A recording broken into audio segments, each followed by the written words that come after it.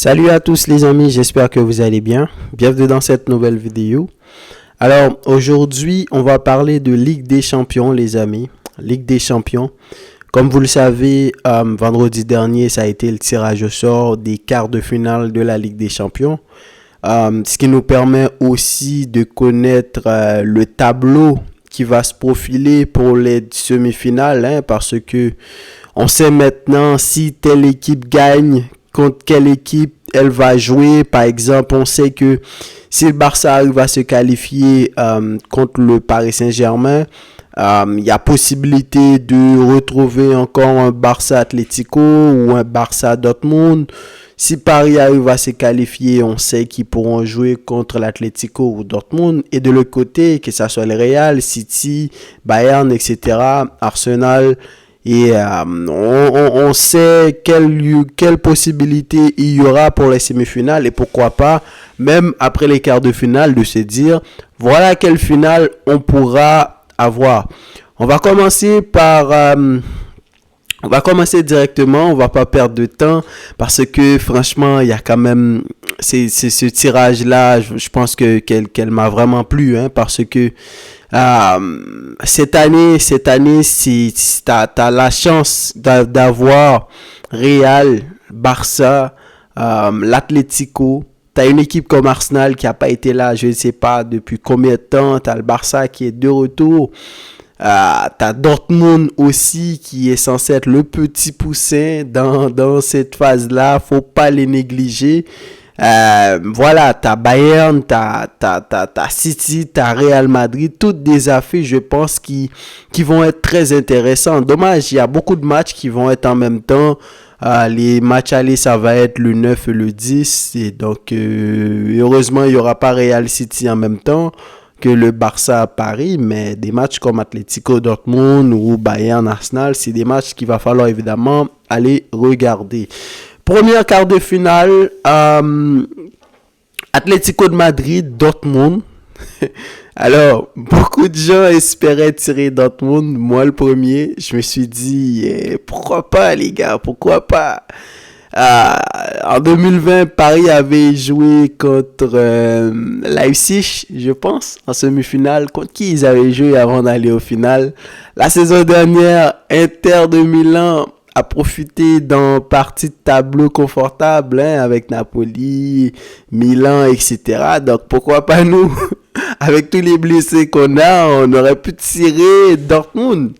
Mais Dortmund va jouer contre l'Atlético de Madrid. Et je pense que là, pour le coup, pourquoi je trouve que c'est excellent? Parce que ça va être un match équilibré. Si t'as pas City, Dortmund, etc. Donc, ça va être un match équilibré. Et vu le match que l'Atlético a fait contre l'Inter de Milan, franchement, il mérite au moins de jouer contre Dortmund. Je pense que, pour moi, je trouve que ça va être un match, est-ce que je peux dire 50-50? L'Atlético n'est pas vraiment en grande forme ces derniers temps, surtout en Liga.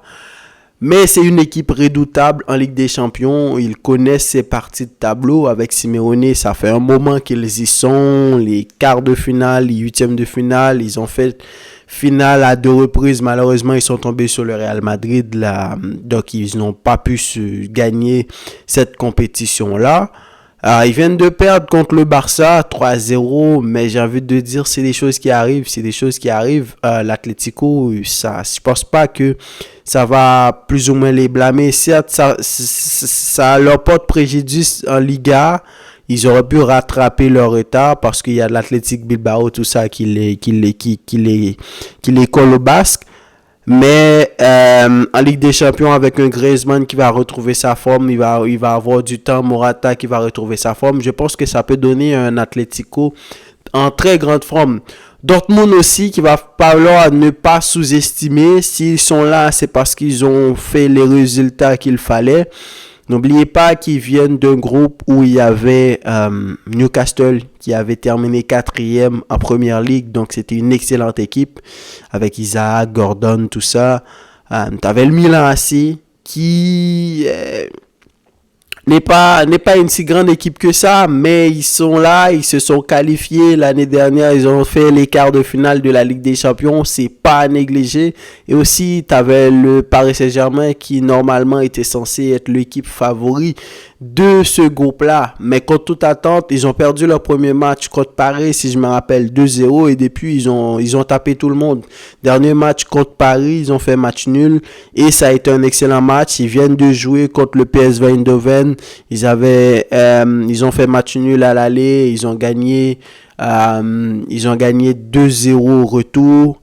Il paraît que des gars comme Reus, Marco Reus, tout ça, ils jouent très bien. Sancho, qui avait pas pu s'imposer à Manchester United et qui avait marqué. Donc, voilà, je pense que ce match-là, c'est une affiche, contrairement aux autres quarts de finale où tu pouvais avoir des matchs déséquilibrés. Je pense que ce match-là, par contre, ça va être très intéressant. Deuxième quart de finale, Arsenal-Bayern. Là, pour le coup, j'ai très hâte de regarder ces quarts de finale-là. T'as un Bayern de Munich qui, depuis la saison dernière, c'est compliqué. Ils se sont fait éliminer contre City, si je me rappelle bien. Je me rappelle, il y avait un 3-0. À un moment donné, c'est un excellent but de Rodri. Bayern avait pu gagner grâce à une équipe de Dortmund qui n'a pas su remporter ce championnat-là. L'année dernière, ils ont perdu Nagelsmann. Maintenant, c'est Tuchel, le coach, et on voit que ça se passe pas très bien avec les joueurs, etc. Maintenant aussi, il y a Bayer Leverkusen qui est en excellente forme, qui a 10 points d'avance sur eux. En championnat, c'est compliqué et je pense qu'ils peuvent se rabattre sur la Ligue des Champions. Pourquoi pas donner un excellent visage, parce que de toute façon, ils n'ont pas le choix. Et ils doivent quand même essayer de voir jusqu'où Bayer Leverkusen va tenir, même s'il ne reste pas beaucoup de temps. Avec 10 points d'avance, j'ai tendance à me dire qu'ils vont gagner ce championnat-là.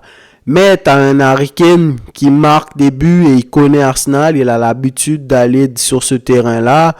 Donc voilà, ça va être un match intéressant, surtout l'expérience aussi pour le Bayern Munich, même si il n'y a plus les joueurs qu'il y avait avant, des Ribéry, des Robben, tout ça, mais quelqu'un comme Kimmich, il est habitué, il avait gagné la Ligue des Champions avec le Bayern. Léo Sané aussi, il est habitué. Thomas Müller, il est encore là. Musiala, il est encore là. Donc, Goretzka, tout ça. Donc, ça va être un match excellent. Et Arsenal qui est l'une des meilleures équipes en ce moment, ils sont premiers en championnat. Quand tu arrives à être en tête de championnat, la meilleure championnat en Europe actuellement, et tu as City derrière toi qui est la meilleure équipe en Europe actuellement. Tu as Liverpool derrière toi. Ça prouve à quel point tu es en excellente forme. C'est dans la continuité. Et je pense que cette affiche-là va être excellente. Ça va être excellent de voir Saka. J'espère que tout le monde sera là. Arsenal, on sait que Jesus, tout ça, il est très fragile. Mais d'avoir Saka, d'avoir Martinelli, d'avoir Odegaard, d'avoir Declan Rice, Jorginho, etc. Leur défense qui est en forme en ce moment. Donc je pense que ce match-là, ça vaut le coup. Je vous l'ai dit, en live, je vais peut-être regarder les matchs prioritaires, à savoir Barça-Paris. Je sais pas si c'est la même journée ou ça va être au moment où il y aura Real City. Donc, faut absolument que j'aille regarder ce match-là après, en rediffusion. Donc, j'ai pas envie de donner de favoris. Arsenal, ils sont en forme, mais ils sont pas habitués à cette compétition là. Donc si je vais donner un favori par rapport à ce qui se passe en ce moment, je dirais Arsenal, mais je mettrais plutôt 51-49, même si avant les quarts de finale, je vais encore faire une vidéo d'avant-match. Pourquoi pas parler de Barça Real à ce moment-ci. On ne sait pas ce qui peut se passer. Est-ce qu'il y aura des retours de Frenkie, tout ça. Et peut-être City Real aussi, on ne sait pas. Donc pour l'instant, Bayern, Arsenal, je donne Arsenal favori, mais Bayern avec un Harry Kane excellent qui a 31 buts en championnat et c'est excellent. Et s'il continue comme ça va être lui le soulier d'or cette année. Et étant donné que t'as pas Haaland, Haaland n'est plus la machine qu'il a été la saison dernière. T'as Mbappé en championnat qui, avec le Luis Enrique, qui le met un coup, ensuite qui ne le met pas. Même si Mbappé a marqué un triplé contre Montpellier, donc à chaque fois qu'il joue, il marque des buts. Mais si Harry Kane continue comme ça, même si Bayern ne gagne pas le championnat, lui, il aura quand même fait une excellente saison. Real Madrid, Manchester City, ça commence à être la tradition, comme l'a dit Guardiola. 3 années de suite, Real City. L'année dernière, c'était en semi-finale. L'autre année aussi, je pense que c'était en semi-finale aussi. Cette année, c'est en quart de finale. La dernière fois, Real avait joué contre Chelsea en quart, si je me rappelle bien, ou en huitième de finale. Donc, cette fois-ci, au moins, c'est en quart de finale. Real, comme vous le savez, ils sont le boss de la compétition. Un Real différent cette année, pas de Benzema, mais avec un Bellingham qui marque beaucoup de buts pour eux. Vinicius qui commence à s'habituer avec le nouveau système de jeu d'Ancelotti, parce que, comme je vous l'ai dit dans mon débrief du Real Madrid-Osasuna, Vinicius a marqué 2 buts. Et Vinicius, ces derniers temps, il marque beaucoup. Il avait fait un triplé contre le Barça. Il avait marqué un doublé contre Valence. Donc, il faudra compter sur lui. Rodrigo, l'effectif d'Ancelotti, il arrive à le manier. J'espère qu'il y aura plus de blessés. Quelqu'un comme Nacho pourra être là. Tchouaméni, Camavinga, Kroos, etc. Donc, oui, City est censé être supérieur, mais le Real Madrid, on ne sait pas ce qui peut se passer. Et faut pas sous-estimer mais le Real Madrid. Et moi, je leur donne clairement favori sur Manchester City. Hein. Même si City est plus fort, City est censé être la meilleure équipe. Mais quand même, tu as un City cette saison que je trouve qu'il reste quand même une très bonne équipe. Hein. C'est la meilleure équipe d'Europe actuellement, mais ils sont deuxième en championnat. Ils ont perdu des matchs et t'as plus Gundogan, Haaland qui n'a pas été là toute la saison. Comment il s'appelle? De Bruyne qui vient de revenir et qui enchaîne les excellentes performances. T'as un Foden cette année qui est top class. C'est le genre de gars qui décide du sort des matchs. La dernière fois contre Manchester United, tout ça, il a battu United à lui tout seul. T'as Julian Alvarez, t'as Grealish qui est pas trop titulaire cette année. Donc, ça reste quand même un Manchester City qui est prenable. Mais, vous savez, City, quand ils prennent le jeu à leur compte, quand ils décident qu'ils vont t'agresser, ils vont te pressurer, ils vont te marcher dessus, ça va être compliqué. Mais, j'ai envie de dire que c'est le genre de match que Real adore aussi, de ne pas être favori et de créer la surprise à tout le monde. Donc, évidemment, avant le match, on va regarder qu'est-ce qui se passe. Est-ce qu'à ce moment-là, il y aura des blessures des deux côtés après la trêve internationale? On ne sait pas ce qui peut se passer, etc. Mais quand même, peu importe les joueurs qui vont être présents, Real Madrid-City, ça reste l'affiche. Ça aurait été une finale. Et c'est quand même une finale avant l'heure. Moi, j'attendais de voir, parce que c'est les deux favoris de cette compétition, j'attendais de voir peut-être City Real dans un match, qu'est-ce que ça peut donner? Dans juste un match, une finale, qu'est-ce que ça peut donner? Mais faut dire que en quart de finale, c'est pas mal du tout. Voilà, j'ai hâte de voir qu'est-ce que ça va donner. Puis le dernier quart de finale, pour ce qui nous intéresse, nous, pour cette chaîne, c'est évidemment Barça, Paris Saint-Germain.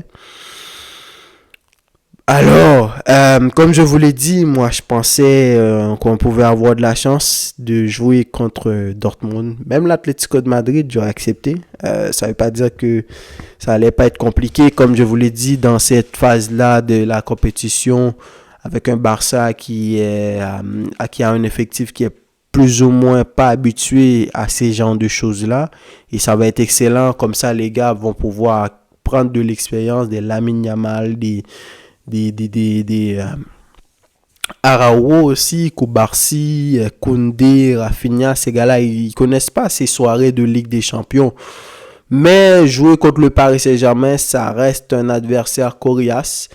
Paris qui est plus tout à fait l'équipe qu'il a été, disons, ces 2 dernières saisons. On sait que en Ligue des Champions, ça ne veut pas dire qu'ils sont si excellents que ça. Ils se font éliminer tout le temps. La dernière fois, ils ont fait une finale en 2020. Malheureusement, ils n'ont pas pu gagner. Mais ce que je veux dire par là, si tu as un nouveau pari avec plein de nouveaux joueurs et un nouveau coach, Mbappé qui visiblement va partir, même si à chaque fois qu'il est là, il est excellent, il marque des buts. Mais t'as des Beraldo, t'as des Lucas Hernandez, t'as des King Ling quelque chose, t'as des Ugarte, t'as Wainza Emery qui est maintenant l'un des titulaires indiscutables, t'as Vitinha maintenant qui a un autre rôle, t'as des Gonzalo Ramos, t'as des Marcos Asensio, t'as des Randal Kolo Muani, donc c'est toute une nouvelle équipe aussi. Donc je me dis que Luis Enrique, ça va lui prendre du temps. En France, évidemment, c'est facile. Le championnat, ils sont premiers. Pas besoin de tout en parler. Mais ça reste quand même une équipe qui a des nouveaux joueurs. Et on ne sait pas ce que ça pourrait donner. Il y a Dembélé aussi qui est là avec eux. Dembélé qui va affronter le Barça. J'espère qu'il ne va pas nous faire mal. Mais je me dis que c'est un match équilibré. C'est un match où c'est le genre de match que j'ai envie de voir dans ces soirées de Ligue des Champions. Si tu es le Barça et que tu aspires à gagner cette compétition, même si jusque-là, je me dis, quart de finale, se faire éliminer à quart de finale, surtout par le Paris Saint-Germain, pour moi, ça reste pas si grave que ça.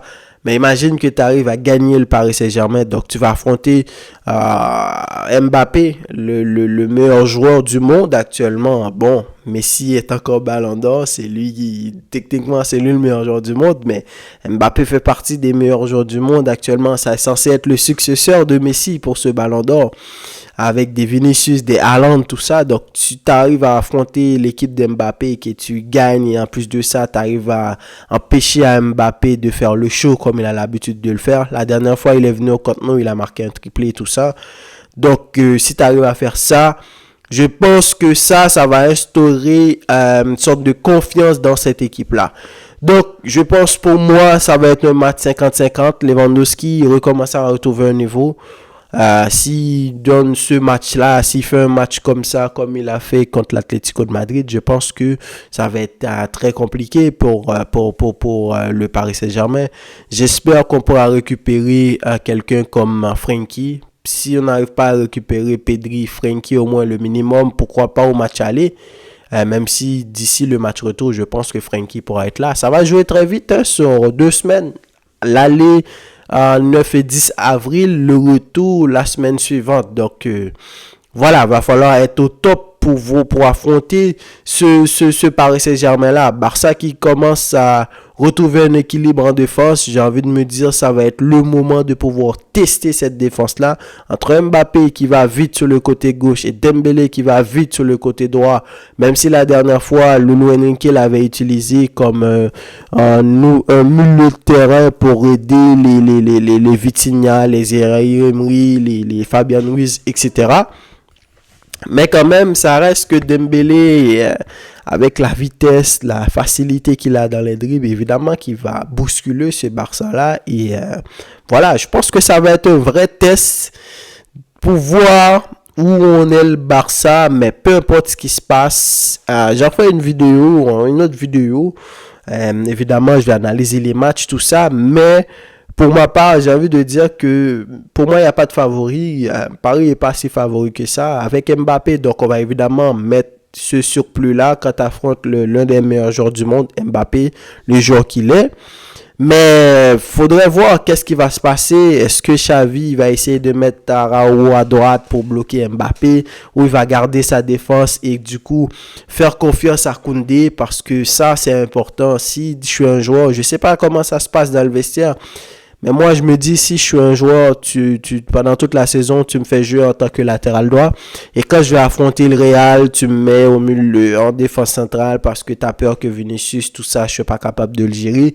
Et là, contre le Paris Saint-Germain, tu fais pareil, parce que tu penses que Mbappé, tout ça, je ne suis pas capable de le gérer. Donc, je pense que ça peut avoir un impact. Et surtout, ça peut déséquilibrer la défense, parce que Koubarsi joue très bien. Et peut-être que c'est avec Araujo qui s'entend très bien comme ça. Ils sont complémentaires en défense. Faut pas changer les choses juste pour un match, même si ça reste une grande équipe que tu vas affronter en face. Donc, je me dis, les gars du Paris Saint-Germain, j'ai vu j'ai vu des vidéos comme ça, comme quoi les gars, ils sont confiants, ils disent que ce Barça-là, ils peuvent le gagner. Mais quand même, Barça reste sur des très bons matchs en Ligue des Champions. On avait perdu contre Antwerp, on avait perdu contre qui déjà, je ne me rappelle pas. Mais on a su gagner Porto aller-retour, une équipe difficile à jouer. On a su battre le Napoli. On peut dire ce qu'on veut. Napoli, c'est plus le Napoli de l'année dernière. Mais le Napoli de l'année dernière, ils ont éclaté le championnat d'Italie, mais en Ligue des Champions, on a tout de suite vu à partir des huitièmes de finale qu'est-ce que ça a donné. Milan AC les a éliminés très facilement. Donc voilà, surtout le deuxième match, ça a été un match où ils ont vraiment très bien joué. Barça qui avait pas ses joueurs, beaucoup de joueurs n'étaient pas présents, mais Barça a quand même fait un très grand match. Donc je dirais Paris est favori pour moi, je le mettrais favori, mais pas tant que ça, parce que pour moi le Barça petit à petit il recommence à retrouver un niveau, et quoi qu'il arrive, des Firmin, des Lamine, des Rafinha, des Ferran Torres, des Victor Roque, des Lewandowski, des Koundé, des Araujo, Kubarsi, Cancelo, etc. Si ces gars-là arrivent à jouer en quart de finale, ça va leur donner de l'expérience. Cancelo, il est habitué. Ter Stegen aussi, mais ça va leur donner de l'expérience, et pourquoi pas les renforcer pour pouvoir faire une excellente Ligue des Champions, phase européenne pour la saison prochaine.